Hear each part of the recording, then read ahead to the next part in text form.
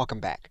We can use the information that we get from ChatGPT in order to create specific content for specific audiences. For example, we can take our qualified information and we can use it in order to create a specific outline that we can use in order to compose presentation content. For example, assuming that we were to give ChatGPT a specific command in order to give us an outline of some of the information that we have produced. And we would then give ChatGPT the commands that we want it to undertake. Once we have the content that has been generated by ChatGPT, we can then look for references. One of the things that we don't know is whether the information that we have is accurate. And so what we need to do is we need to be able to search to determine from reputable sources whether the information that we have is accurate. What we can then do is we can ask ChatGPT to give us reference information for our qualified list. And so we are going to request that ChatGPT give us a list of references and where we can find the references.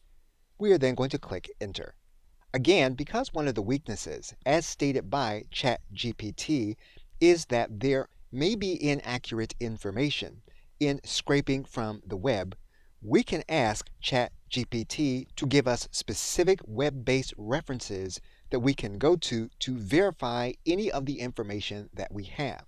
And so we can give ChatGPT a specific command for those references and where we can find the references outside of those in books that have been published.